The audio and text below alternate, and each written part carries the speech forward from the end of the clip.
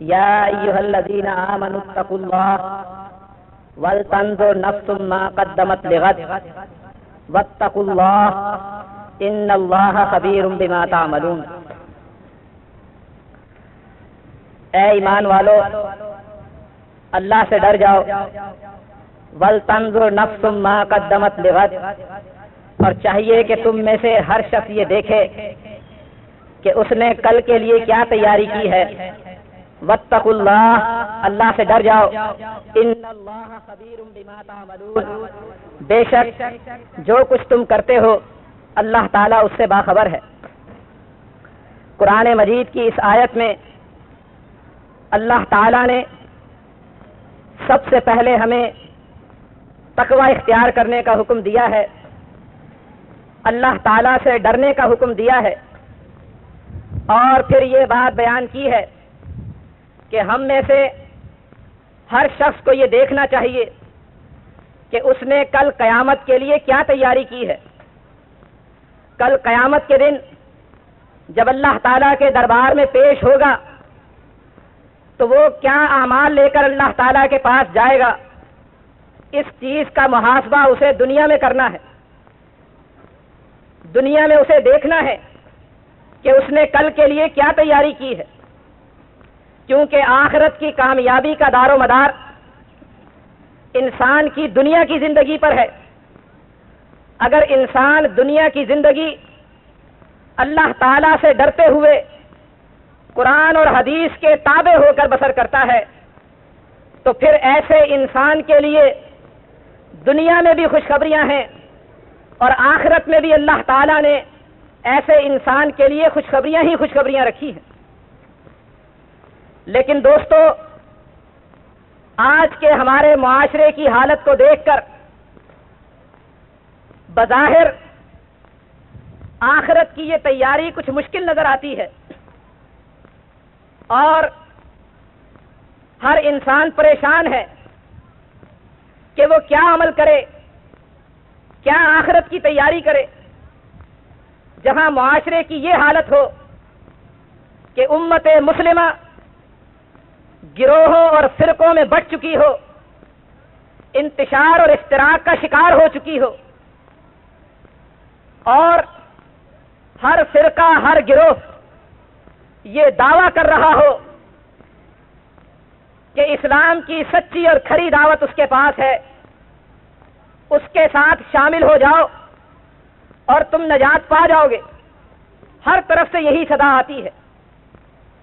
جتنے بھی فرقے ہیں، جتنے بھی گروہ ہیں، جتنی بھی جماعتیں ہیں، ان سب کا یہی دعویٰ ہے کہ ہماری جماعت میں شامل ہو جاؤ، ہمارے فرقے میں شامل ہو جاؤ، ہماری دعوت کو اپنا لو، آخرت کی تیاری آسان ہو جائے گی، آخرت کی گھاٹی تمہارے لیے آسان ہو جائے گی۔ اور ایک عام سا آدمی اس صورتحال کو دیکھ کر پریشان ہو جاتا ہے، اور وہ یہ سوچتا ہے کہ وہ کس طرف جائے، اور بظاہر ایسا لگتا ہے کہ شاید اس الجھن اور پریشانی کا کوئی حل نہیں، لیکن حقیقت یہ ہے کہ اس پریشانی اور الجھن کا بہت سیدھا اور سادہ حل موجود ہے۔ اس پریشانی اور الجھن کا بہت آسان سا حل موجود ہے۔ دیکھیے، مسلمان ہونے کے لیے انسان کلمے کا اقرار کرتا ہے، لا الہ الا اللہ محمد الرسول اللہ، اور جب تک کوئی شخص اس کلمے کا اقرار نہ کرے اس وقت تک وہ دائرہ اسلام میں داخل نہیں ہو سکتا۔ کیوں؟ کہ اسلام کی مکمل دعوت اس کلمے کے اندر موجود ہے، نجات کا مکمل راستہ اس کلمے کے اندر موجود ہے، آخرت کی پوری تیاری کا حل اس کلمے کے اندر موجود ہے۔ لہذا جب تک کوئی انسان اس کلمے کا اقرار نہیں کرتا اس وقت تک اس انسان کے لیے نجات ناممکن ہے، مسلمان کہلانا اس کے لیے جائز نہیں۔ اور دوستو، یہ حقیقت ہے کہ مشرکین مکہ इस कलमे के मफहूम और मायने को अच्छी तरह से समझते थे। इस कलमे में पोशीदा दावत को वो पूरी तरह से जानते थे, पूरी तरह से वाकिफ थे। यही वजह है कि बावजूद इसके कि अरबी जबान बोलते थे, अरबी जबान समझते थे, इसके बावजूद ये चंद कलमे, ये चंद अल्फाज अपनी जबान पर नहीं लेकर आते थे कि ला इलाहा इल्लल्लाह मुहम्मदुर रसूलुल्लाह। उन्हें पता था कि जब हम कलमे का इकरार करेंगे तो फिर हमें उसी दावत को अपनाना पड़ेगा जो दावत इस कलमे के अंदर मौजूद है। और आज की इस परेशानी और आज की इस उलझन का हल यही है कि हम इस कलमे की दावत को गौर करें और इस कलमे की दावत को अपना लें। बस यही चीज हमारी निजात के लिए काफी है, यही चीज हमारी आखिरत की तैयारी के लिए काफी है। आज हम इस कलमे का इकरार तो कर लेते हैं, लेकिन इस कलमे की दावत और इस कलमे की तालीमात पर सिरे से अमल नहीं करते। यही वजह है कि आज हमारे दरमियान इंतशार मौजूद है, आज हमारे दरमियान इख्तिलाफ मौजूद है। आज उम्मत मुस्लिमा गिरोहों और टुकड़ियों में बढ़ चुकी है, जमातों में तकसीम हो चुकी है।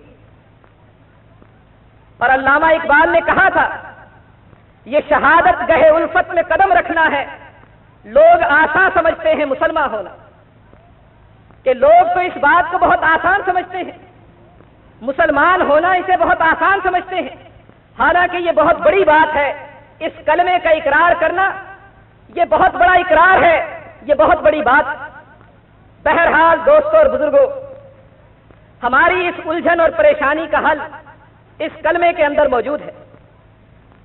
सीधी सी बात है कि अल्लाह ताला ने इस कलमे में जो दावत हमें दी है, जो पैगाम हमें दिया है, उस दावत के साथ चिमट जाइए, उस पैगाम को अपना लीजिए। आखिरत की राहें आसान हो जाएंगी, मुसलमानों के इंतशार और इख्तिलाफात खत्म हो जाएंगे। और इस कलमे के दो जुज़ हैं। ला इलाहा इल्लल्लाह ये कलमे का पहला जुज़ है, मुहम्मदुर रसूलुल्लाह ये इस कलमे का दूसरा जुज़ है। और इन दोनों बातों पर अमल करने से इंसान की आखिरत की तैयारी मुकम्मल हो जाती है। इंशाअल्लाह दोनों बातों पर कुरान और हदीस की रोशनी में गुजारिशात आपके सामने पेश करूंगा। कलमे का पहला जुज़, इसका ताल्लुक तौहीद के साथ है। ला इलाहा इल्लल्लाह, जब इंसान कलमे का इकरार करता है, कलमा पढ़ता है, तो वो इस बात का अहद करता है, इस बात का इकरार करता है कि कोई इलाह नहीं है मगर अल्लाह। तौहीद के दो पहलू हैं, एक मस्बत पहलू और एक मनफी पहलू। और इस कलमे में और कलमे के पहले जुज़ में सबसे पहले इसका मनफी पहलू बयान किया गया और उसके बाद मस्बत पहलू बयान किया गया। ला इलाहा, तमाम के तमाम इलाहों की नफी कर दी गई। और फिर मस्बत पहलू इल्लल्लाह, के सिर्फ एक इलाह है और वो अल्लाह ताला की जात। यानी कोई हाजत रवा नहीं, कोई मुश्किल कुशा नहीं, कोई फरियाद रस नहीं, कोई बिगड़ी बनाने वाला नहीं, कोई गरीब नवाज नहीं, कोई दाता गंजबख्श नहीं, कोई गौसे आजम नहीं। ये सारे के सारे इख्तियारात और ये सारी की सारी सिफात सिर्फ और सिर्फ एक अल्लाह ताला के लिए है। इल्लल्लाह, मगर अल्लाह। यानी अल्लाह ताला ही हमारा दाता है, अल्लाह ताला ही हमारा हाजत रवा है, अल्लाह ताला ही हमारा मुश्किल कुशा है, अल्लाह ताला ही हमारा फरियाद रस है, अल्लाह ताला ही हमारा गरीब नवाज है, अल्लाह ताला ही हमारी बिगड़ी बनाने वाला है, हमारी परेशानी को दूर करने वाला है, बीमारी से शफा देने वाला है, परेशानी को दूर करने वाला है, औलाद देने वाला है, रिज्क देने वाला है। हर किस्म की परेशानी और उलझन को दूर करने वाली फकत एक अल्लाह की जात। और ये बात मैं नहीं कहता, बल्कि एक एक बात के लिए कुरान मजीद में आयतें मौजूद हैं कि औलाद देना किसका इख्तियार